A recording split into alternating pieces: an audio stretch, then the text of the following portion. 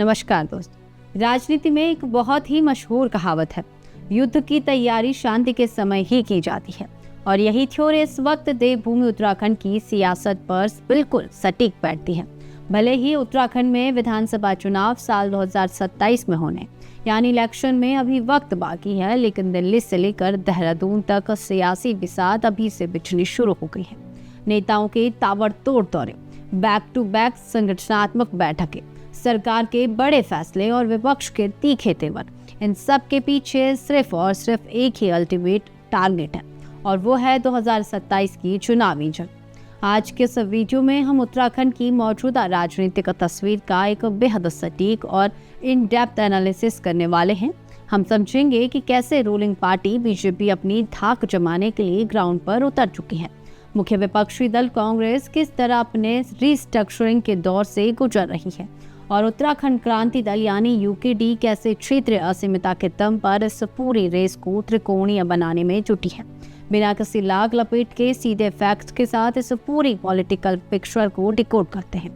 अगर आज की तारीख में प्रदेश की मौजूदा राजनीतिक सिचुएशन को देखें तो सत्तारूढ़ बीजेपी बाकी दलों के मुकाबले अपेक्षाकृत काफी मजबूत और कॉन्फिडेंट पोजीशन में दिखाई दे रही है। पार्टी के पास मुख्यमंत्री पुष्कर सिंह धामी की एक क्लीन और एक्टिव इमेज है, संगठन का एक बेहद मजबूत और एक्टिव कैडर है, और सबसे बड़ा प्लस पॉइंट है केंद्र और राज्य की डबल इंजन सरकार का डायरेक्ट बेनिफिट। बीजेपी ने चुनाव से बहुत पहले ही अपना एक सॉलिड पॉलिटिकल नैरेटिव सेट कर दिया है। समान नागरिक संहिता यूसीसी का लागू होना, इन्वेस्टर समिट का सफल आयोजन, कड़ा नकल विरोधी कानून और राज्य में हो रहा ताबड़तोड़ इंफ्रास्ट्रक्चर डेवलपमेंट, ये वो मुख्य हथियार हैं जिन्हें बीजेपी अपने सबसे बड़े अचीवमेंट बताकर जनता के बीच जा रही है। पार्टी की माइक्रो स्ट्रेटजी बिल्कुल क्लियर है। उन्हें सरकारी योजनाओं के लाभार्थियों, महिलाओं, युवाओं और खासकर जो फर्स्ट टाइम वोटर्स हैं, उनके बीच अपनी पैठ को बूथ स्तर तक ले जाकर और ज्यादा मजबूत करना है। हालांकि बीजेपी की इस चकाचौंध के पीछे बेरोजगारी, पहाड़ों से लगातार होता पलायन, महंगाई और स्थानीय स्तर पर बढ़ती जनता की उम्मीदें कुछ ऐसी बड़ी चुनौतियां हैं जो आने वाले समय में उनके विजय रथ की राह में रोड़ा बन सकती। अब बात करते हैं सूबे के मुख्य विपक्षी दल यानी कांग्रेस की। कांग्रेस इस वक्त एक बहुत ही क्रिटिकल फेज से गुजर रही है, जिसे हम पॉलिटिकल रीऑर्गेनाइजेशन या राजनीतिक पुनर्गठन का दौर कह सकते हैं। अगर मुद्दों की बात करें तो कांग्रेस के पास इस वक्त सरकार को बैकफुट पर धकेलने के लिए तरकश भी तीरों की कोई कमी नहीं है। पार्टी लगातार बेरोजगारी, बदहाल स्वास्थ्य सुविधाएं, शिक्षा का गिरता स्तर, महंगाई और हाल के वर्षों में हुए पेपर लीक जैसे गंभीर मामलों को लेकर सरकार पर फ्रंट फुट से अटैक कर रही है। लेकिन कांग्रेस के सामने जो सबसे बड़ा चैलेंज या कहे कि उनकी सबसे बड़ी कमजोर कड़ी जो है वो है खुद को जनता के सामने एक मजबूत, भरोसेमंद और एकजुट विकल्प के रूप में पेश करना। राजनीतिक विश्लेषक साफ मानते हैं कि सिर्फ मुद्दे उठा देने से चुनाव नहीं जीते जाते।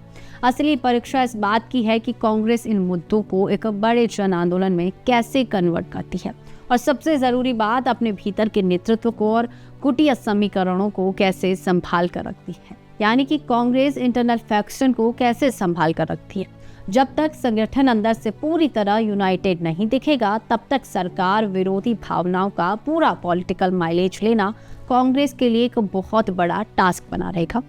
इन दोनों राष्ट्रीय दलों के बीच उत्तराखंड की अपनी माटी की पार्टी यानी उत्तराखंड क्रांति दल यूकेडी भी इस बार एक नए फ्लेवर और पूरी आक्रामकता के साथ मैदान में उतरती दिख रही है।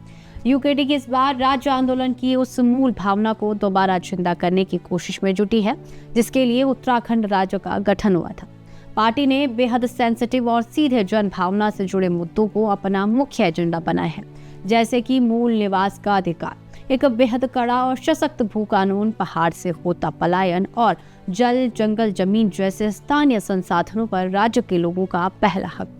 इन मुद्दों को लेकर यूकेडी लगातार जमीन पर सक्रियता दिखा रही है और युवाओं को अपने पाले में खींचने की लगातार कोशिश कर रही है। लेकिन यूकेडी के साथ दिक्कत यह है कि उनका सीमित जनाधार, लिमिटेड वोटर बेस और संगठनात्मक स्तर पर पुरानी कमजोरियां उन्हें सूबे की मुख्य धारा की राजनीति में किंग मेकर्स या एक निर्णायक भूमिका निभाने से हमेशा रोकती रही। अब देखना यह होगा कि क्या 2027 की इस जंग में यूकेडी अपनी इन कमियों को दूर करके क्षेत्रीय असीमिता की इस लड़ाई को एक नया आयाम दे पाती है या फिर नहीं।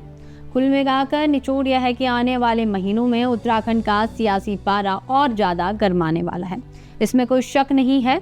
आने वाले दिनों में आप देखेंगे कि बीजेपी जहां विकास, स्थिरता और अपनी उपलब्धियों का मजबूत संदेश लेकर जनता के बीच जाएगी, वहीं कांग्रेस पूरे दमखम के साथ सरकार विरोधी माहौल और जनता के गुस्से को अपने पक्ष में कैश करने का हर मुमकिन प्रयास करेगी। और दूसरी तरफ यूकेडी यानी कि उत्तराखंड क्रांति दल क्षेत्रीय अस्मिता और मूल अधिकारों की लड़ाई को धार देगी। देवभूमि की राजनीति का सबसे बड़ा और कड़वा सच यही है कि भले ही कैलेंडर के हिसाब से 2027 का चुनाव अभी दूर नजर आता हो, लेकिन उसकी असली और प्रैक्टिकल लड़ाई आज से और अभी से शुरू हो चुकी है। सत्ता पक्ष अपनी उपलब्धियों की जमीन और उपजाऊ बना रहा है, वहीं विपक्ष तीखे तीरों की तलाश में है और क्षेत्रीय दल अपने वजूद को नए सिरे से डिफाइन कर रहे हैं। अब से उत्तराखंड की सियासत में उठने वाला हर कदम, नेताओं का हर बयान और हर छोटा मोटा राजनीतिक समीकरण सिर्फ और सिर्फ इसी 2027 की चुनावी मंजिल की तरफ बढ़ता हुआ दिखाई देगा। और आखिर में देखते हैं कि जनता जनार्दन इस बार किस पर अपना भरोसा जताती है, अपनी माटी की पार्टी यानी उत्तराखंड क्रांति दल या फिर मुख्य विपक्षी दल कांग्रेस, या फिर एक बार सत्ता लहर में वापस उत्तराखंड की जनता बह जाती है। ये तो देखना बड़ा दिलचस्प होगा, लेकिन इस बीच क्या कुछ समीकरण निकल कर आते हैं, इन पर लगातार उत्तर भारत टीम की नज़र बनी रहेगी और हर अपडेट आपके बीच आती रहेगी। तो चलिए फिलहाल के लिए बस इतना ही। बने रहे उत्तर भारत लाइव के डिजिटल प्लेटफॉर्म के साथ।